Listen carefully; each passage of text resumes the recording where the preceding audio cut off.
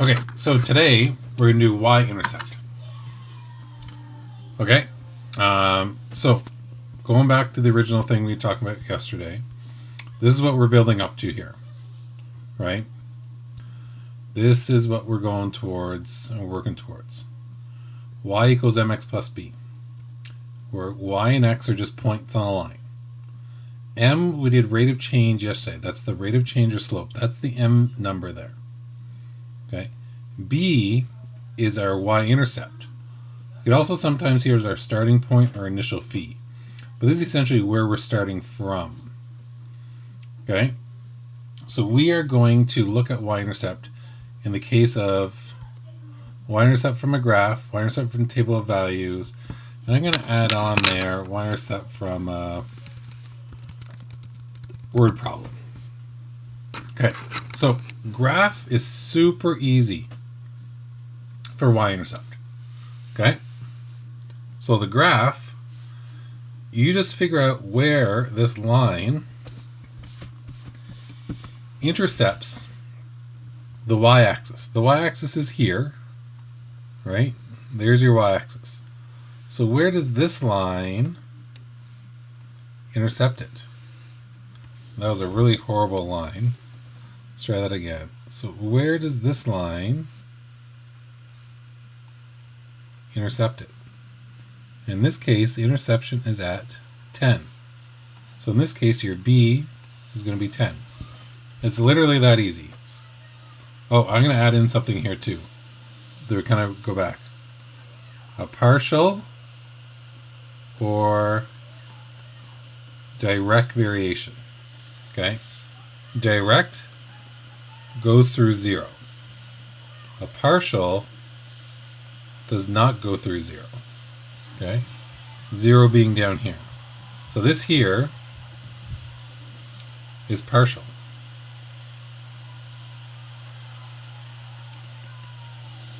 I misspelled it up here. So, here we go. So looking at this graph, where's my y-intercept? So where does it cross this axis? Crosses here. So B is going to be 15. And this happens to be partial as my computer slows down. Right? I'll give you about 0.3 seconds to figure this one out. So what is it? My B is going to be 15. And once again, it's partial. It's partial because it's not 0. Okay? Not 0. This one here is going to be, B is going to equal 360. And once again, partial. This one here is 40. All right.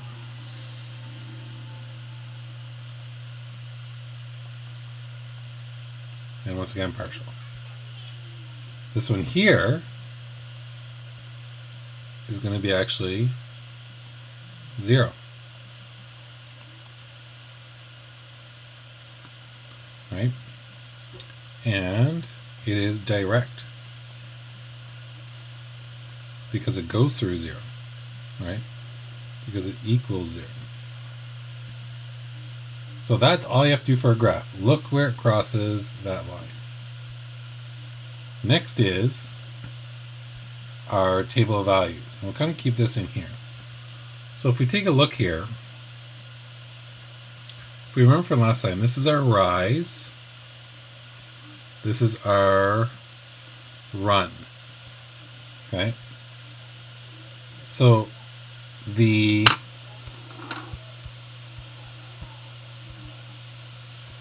y-intercept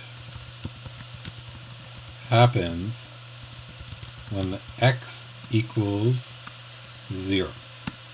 Okay, so wherever the x equals 0, the y-intercept is your y number. Okay? And once again, so x equals 0, the b, the y-intercept, is the y value. Okay? Then, let me think here. Remember, partial is not the y is not 0. Direct variation, the y is 0. So I'm just going to put a P or a D since I'm done writing stuff. So this one here, it would equal 1, the y-intercept 1, and it is a partial. Of course. I'll be back in 2 seconds. Close it, open it, expand it, and we're back. This one here, let's identify where the x equals 0. It's right here. So our b value, or our y-intercept, is -3. And because that's not 0, it is a partial.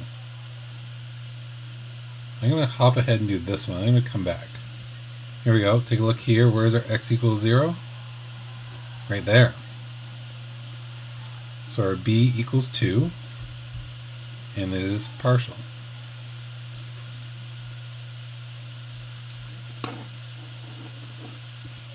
Okay. No clue why it does that.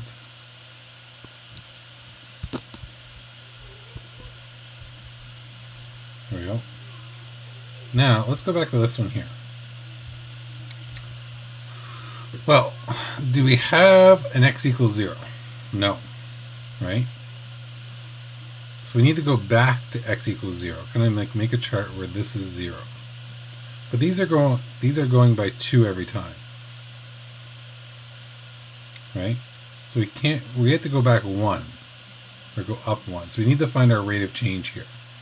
Right? So we're going to do our rise over run calculation here. So we have 16 minus 13 over -3 minus 1. Which is going to equal minus -1, sorry. Which is going to equal 3 over 2. Now I'm actually going to change this to a decimal place just for this time. So therefore, if I went back this way, the rate of change is actually negative. I'm going to take off here. The difference is going to be -1.5.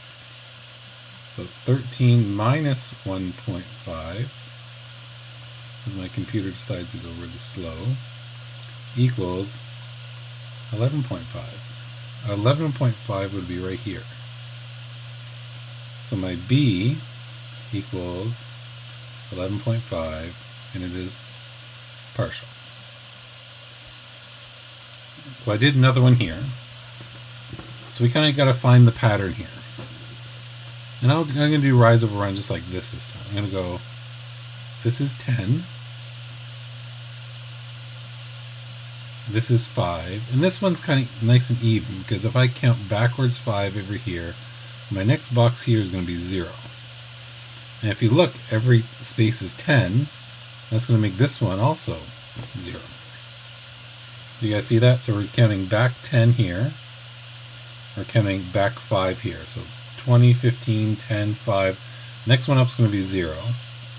So I could just do the same thing on this side. 40, 30, 20, 10, 0.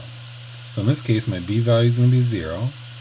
And this is going to be direct, because that equals 0. Well, this one's all messed up. So, since this one's messed up, let's do our rise over run here. Okay, and I'll pick these two just because they're kind of nice. So this is 20. This is 6. Right? Oh my god, that's 10. What did I just do?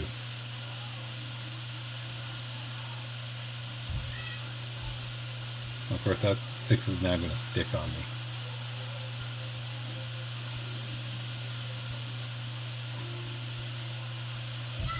So this here is 10. So if I do my rise over run, it's going to be 20 over 10, which is going to equal 2.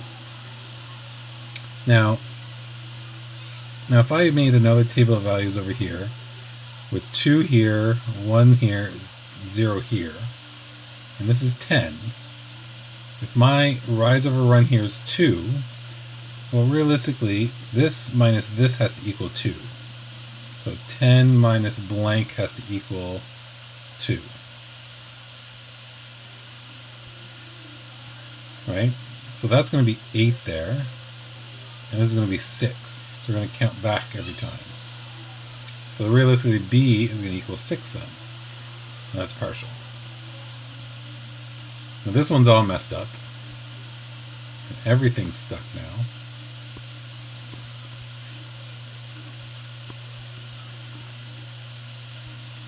So last one here.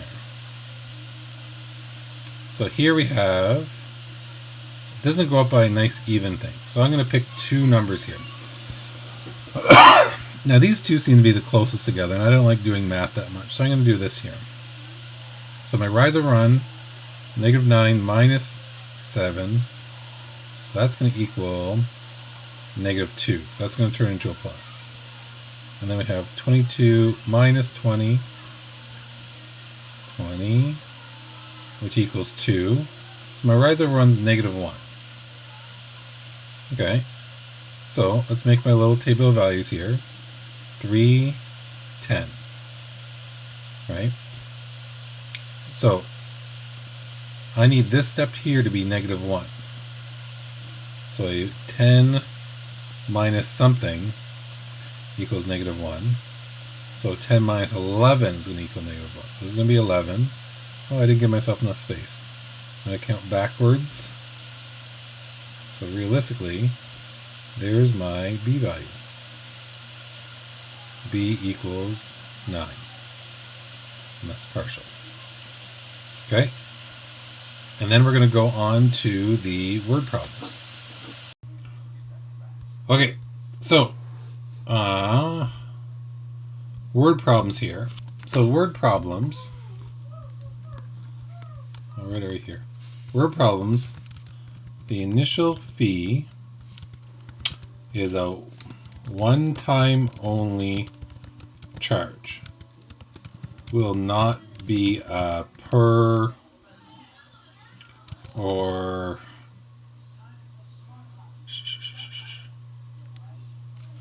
per item or connected to anything, to how many are being sold or sold / etc. So let's look through these here and let's figure out where's my draw?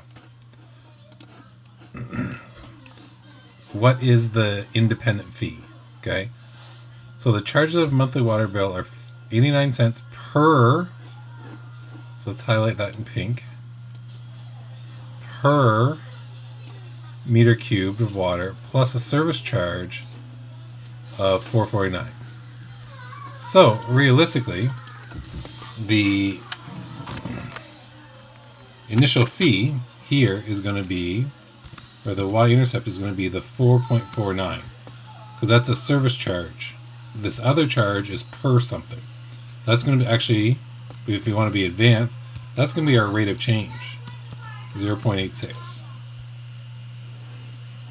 Next one. The student council sells lollipops for 10 cents each. Each is the key word there. Each. Okay, they pay 4 cents each lollipop and spend $10. This is another one. Each. And this one here is $10 to advertise. Okay? So, since these both have each in it, so it's connected to something, our initial value is going to be the $10. Okay? I'm not going to go through rate of change there, because we don't really need it right now. But the rate of change is actually 6 cents. Because they sell them for 10, but they pay 4 each, so the only profit they have. Let's look here. You rent a hall. So a hall is where you have events happen, okay, like a wedding or something like that. The cost of the hall consists of a charge of $1,000 plus $30 per person. So there's your per right there, and the one-time charge is $1,000. So realistically, your B value is 1,000, and your rate of change is actually the 30. I'll let you read over this one and see if you can select each out. Okay. So if we take a look, if we take a look at this one, it's my highlighter. Mr. O sells you good grades. He charges $5 per test and a one-time fee of $1 million at the start of the year. Well, it's very cheap. So this would be 1 million because it's a one-time and it's $5 per test. That's going to be your rate of change. Now this last one here is real because I have a whole bunch of flowers that I want to get rid of. But I wouldn't charge this much because there's way too many flowers. So Mr. O needs his flowers dug up in his yard. I'm going to read through it, then you answer it. He will pay $20 plus $5 per flower you dig up.